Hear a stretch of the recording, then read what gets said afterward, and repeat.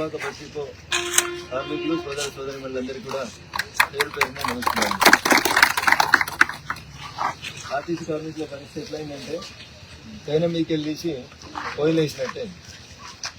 TRS government ఉన్నప్పుడు కొట్లాడి చేస్తే యూనియన్లు రద్దయినటువంటి యూనియన్లను తిరిగి పునరుద్ధరించాలని, ఆర్టీసీ కార్మిక సంఘానికి ఎన్నికలు జరపాలని, ఆర్టీసీ కార్మికుల్ని ప్రభుత్వ ఉద్యోగులుగా గుర్తించాలని, ప్రతి డిపో ముందు కూడా టీఆర్ఎస్ ప్రభుత్వం అధికారంలో ఉన్నప్పుడు టెంట్లు వేసుకొని కొంచెం రోడ్ అవతల టెంట్లు వేసుకొని ధర్నా చేస్తాం. నాకు ఇంకా గుర్తు, అప్పుడప్పుడు హయత్ నగర్ సిఐ గారు ఫోన్ చేస్తారు, సార్ నీ మీద కేసు ఉన్నది సార్, వారెంట్ అయిపోయింది సార్, కోర్టుకు రాని అప్పుడు గుర్తు చేస్తుంటారు హయత్ నగర్ సిఐ గారు. అప్పుడు హైదరాబాద్ చుట్టుపక్కల ఉన్న ఏ డిపో కాడికి పోయి సంజీవ అని చెప్పినా ఒక ఎఫ్ఐఆర్ చేస్తుంది. సో ఈ ప్రభుత్వం కూడా ఇంకా కొంచెం మంచిగా ఉన్నట్టుంది. ఇలా కొద్దిగా నుంచి ఇంకొంచెం వీళ్ళు కూడా సేమ్ పాత ప్రభుత్వం అడుగుజాడలలోనే నడుస్తున్నట్టు కనబడుతున్నారు. టెంట్ వేయొద్దు, మాట్లాడొద్దు, ధర్నా చేయొద్దు, ఎలక్షన్లు అడగొద్దు, హక్కుల గురించి మాట్లాడొద్దు. కానీ ఇదే కాంగ్రెస్ పార్టీ ఇవాళ ఉన్నటువంటి ముఖ్యమంత్రి రేవంత్ రెడ్డి గారు పిసిసి అధ్యక్షుని హోదాలో టీఆర్ఎస్ పార్టీ ఆర్టీసీ కార్మికుల్ని ప్రభుత్వ ఉద్యోగులుగా గుర్తించకపోతే మేము అధికారంలోకి రాగానే ఆర్టీసీ కార్మికులందరినీ ప్రభుత్వ ఉద్యోగులుగా గుర్తిస్తాను. 2.5 ఏళ్ళైంది అధికారంలోకి. ఆయన పిసిసి ప్రెసిడెంట్ పోయి ముఖ్యమంత్రి అయిండు. రాహుల్ గాంధీని, సోనియా గాంధీని అందరినీ కలుపుకొని ప్రమాణ స్వీకారం గొప్పగా చేసింది ఎల్బీ స్టేడియంలో. ఆఖరికి ముఖ్యమంత్రి గారు 7 మీటింగ్ పెట్టిన ఏ జిల్లాలో నర్మేటలో ఆఖరికి ఆయిల్ ఫామ్ ఫ్యాక్టరీ ఓపెన్ చేయాలంటే కూడా అక్కడికి వచ్చే జనాల్ని ధరణించింది ఎవరంటే ఆర్టీసీ బస్సులు, ఆర్టీసీ డ్రైవర్లే తరలించారు. మీటింగ్ పెట్టిన ముఖ్యమంత్రి గారి మీటింగ్ ఏ ఊర్లో సక్సెస్ కావాలన్నా అక్కడికి వచ్చే బస్సులు ఏంటంటే ఆర్టీసీ బస్సులు, నడపాల్సింది ఎవరంటే ఆర్టీసీ డ్రైవర్లే తప్ప ఇంకొకరు కాదు. మరి రోజువారీ ఏదో ఒక సభ పోతున్నాడు ముఖ్యమంత్రి గారు. సభలు సక్సెస్ చేసేందుకు అడిగిన కింద అధికారులందరి మీద ఒత్తిడి తీసుకొస్తున్నాడు. ఆర్టీసీకి ఇప్పటికే పెను భారం ఉన్నది. ఏమున్నాయి? ఫ్రీ బస్సు కానీ, స్కూల్ బస్ పాసులు కానీ, ప్రభుత్వం ఇట్లే ముఖ్యమంత్రి ఉన్నప్పుడు వాడుకున్నటువంటి బస్సులకు సంబంధించిన బిల్లులు కానీ, నిజంగా ఆర్టీసీకి చెల్లించాల్సిన బకాయిలు ప్రభుత్వం చెల్లిస్తే ఆర్టీసీ ఉల్టా ఇంకేమైనా ముఖ్యమంత్రి గారికి ఎప్పుడైనా అప్పు కావాలంటే నేనే చెప్తారు ఓట్ల కోసం ఫ్రీ బస్సు. ఎవరు చెప్పారు? కాంగ్రెస్ పార్టీ చెప్పింది, రేవంత్ రెడ్డి గారే చెప్పారు. సరే మీరు చెప్పారు ఇందాక మా కార్మిక సోదరులు ఫ్రీగా 2.5 సంవత్సరాలు భరించి ఎవరిని ఏమనలేదు. రకరకాల వీడియోలు వచ్చినాయి, ఇంత వీడియోలు వచ్చినాయి.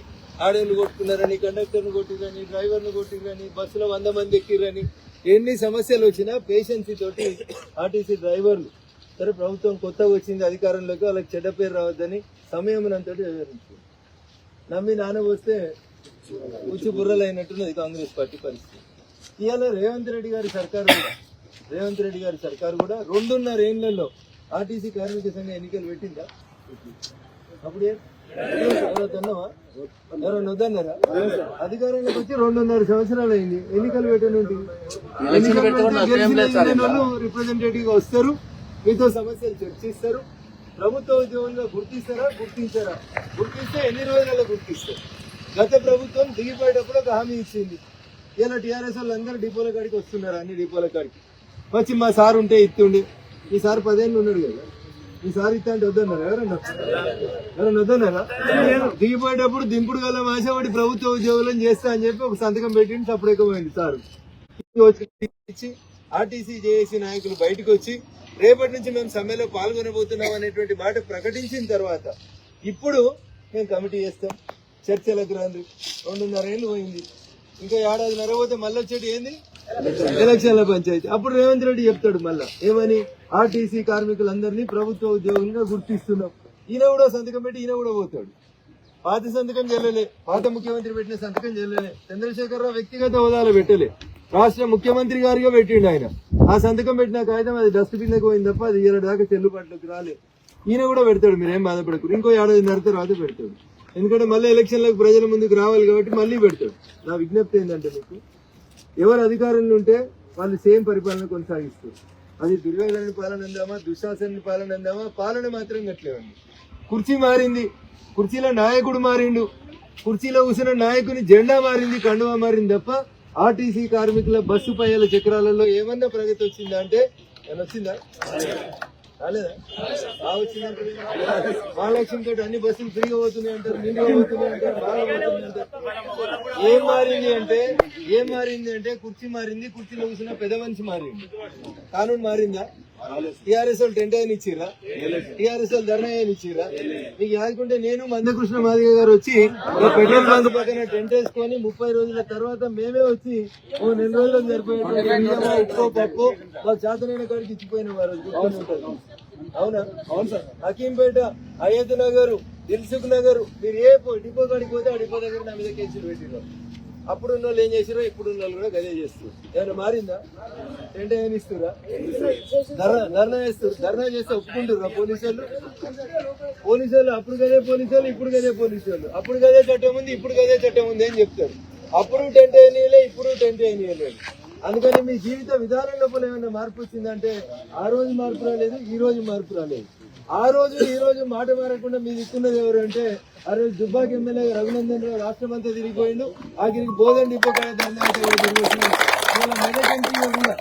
నన్ను సంగారెడ్డి, సిద్దిపేట, నిజామాబాద్ చాలా చోట్ల గెలిస్తే కూడా మొట్టమొదటి మా దుబ్బాకలో ఉన్నటువంటి ఆర్టీసీ కార్మికులకు సంఘీభావం చెప్పినట్టునే ఇంకా వేరే డిపార్ట్మెంట్ చెప్పి ఎన్ని పనులున్నా తెల్లవారుజామున 3 గంటలకు ఢిల్లీకి వెళ్ళి వస్తే కూడా ఫస్ట్ దుబ్బాకకు వచ్చి దుబ్బాక ఆర్టీసీ బస్ డిపో కార్మికులకి సంఘీభావం చెప్పిన తర్వాతనే మిగతా సంఘీభావం.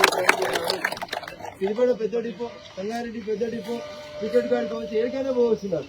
బట్ ఉన్న ఊరు మీద ప్రేమతోటి పోయినసారి కూడా మీకు సంఘీభావంగా నిలబడడం, మీ కష్టాలలో ఒకరిని ఉన్నాం, భవిష్యత్తులో కూడా ఉంటామని చెప్తూ మా పార్టీ రాష్ట్ర అధ్యక్షుడు గౌరవనీయులు రామచంద్రరావు గారు చాలా స్పష్టంగా చెప్పారు. ఎక్కడ ఆర్టీసీ కార్మికులకి సమ్మె జరుగుతున్నా, ఎక్కడ ఇబ్బంది వస్తున్నా మనం అందరం కూడా కార్మికులకు అండగా నిలబడాలని చెప్పిండ్రు. దాంట్లో భాగంగానే ఈ రోజు దుబ్బాక నుంచి ప్రారంభిస్తా ఉన్నాం. ఖచ్చితంగా మాకు చెప్తున్నంత వరకు ప్రతి భారతీయ జనతా పార్టీ నాయకుడు, కార్యకర్త మీలో ఒకటిగా ఉంటాం. ఈ సమ్మె ఎక్కువ రోజుల పాటు కొనసాగొద్దని కోరుకుంటున్నాం. రాష్ట్ర ప్రభుత్వం దిగి రావాలని కోరుకుంటున్నాం. మీ సమస్యల్ని వెంటనే అడ్రస్ చేయాలని కోరుకుంటున్నాం.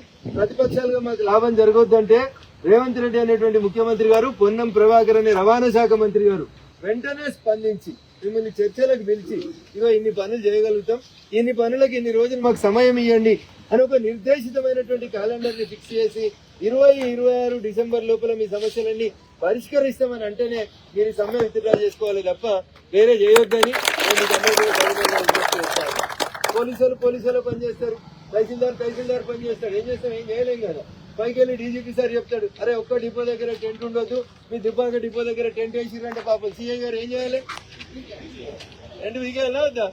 అదే చేస్తాడు. మరి ఆయన తిడితే ఏం రాదు, ఎవరిని తిట్టినా ఏం రాదు. అక్కడ ఎవరి డ్యూటీ వాళ్ళు చేస్తా ఉన్నారు. అదొక రిక్వెస్ట్. కొంతమంది మేము డ్యూటీలోకి పోతుంటే మమ్మల్ని ఆపుతురు, కొడుతురు అని కంప్లైంట్ చేస్తా ఉన్నారంట. అట్లా భౌతిక దాడులకు దిగకుండ్రి, చట్టాన్ని చేతిలోకి తీసుకోకుండ్రి, శాంతియుతంగా గాంధీ మార్గంలో బరాబర్ ధర్నా చేస్తాం. ఇవాళ రేపు ఆ ట్రాక్టర్ తోలినోళ్ళు, ఆటో తోలినోళ్ళు, బస్సు వెళ్తే ఏం జరుగుతుందో మీకు అందరికి తెలుసు. అవి జరగొద్దనే కోరుకుందాం. అట్లాంటివి జరిగితే దానికి 100% బాధ్యత ఈ రాష్ట్ర ముఖ్యమంత్రి, రాష్ట్ర రవాణా శాఖ మంత్రి బాధ్యత వహించాలి. మా సీఐ గారు కూడా చెప్పదలుచుకున్నాం.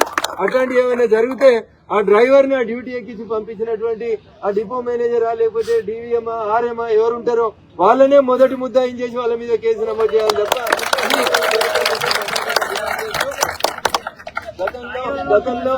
గతంలో టీఆర్ఎస్ పార్టీ కక్ష సాధించినట్టు ఇప్పుడు కాంగ్రెస్ కూడా కక్ష సాధించొద్దని ఈ రాష్ట్ర ప్రభుత్వానికి హితవు పలుకుతూ ఖచ్చితంగా మీరు చేసేటువంటి న్యాయబద్ధమైనటువంటి ఈ సమ్మెకి భారతీయ జనతా పార్టీగా, స్థానిక పార్లమెంట్ సభ్యుడిగా మీకు 100% మా మద్దతు ఇస్తామని తెలియజేస్తూ దయచేసి ఎవరిని కొట్టకండి, ఎవరి మీద భౌతిక దాడులు చేయకండి, చట్టాన్ని చేతుల్లోకి తీసుకోవద్దని మాత్రం మీకు అందరికీ కూడా సవినయంగా విజ్ఞప్తి చేస్తూ భారతీయ జనతా పార్టీగా, ఎమ్మెల్యేగా, ఎంపీగా, రఘునందన్గా 100% మీ న్యాయమైన కోరికల పట్ల మీ పక్షాన్ని నిలబడతానని చెప్పి ఈ సందర్భంగా తెలియజేస్తాను.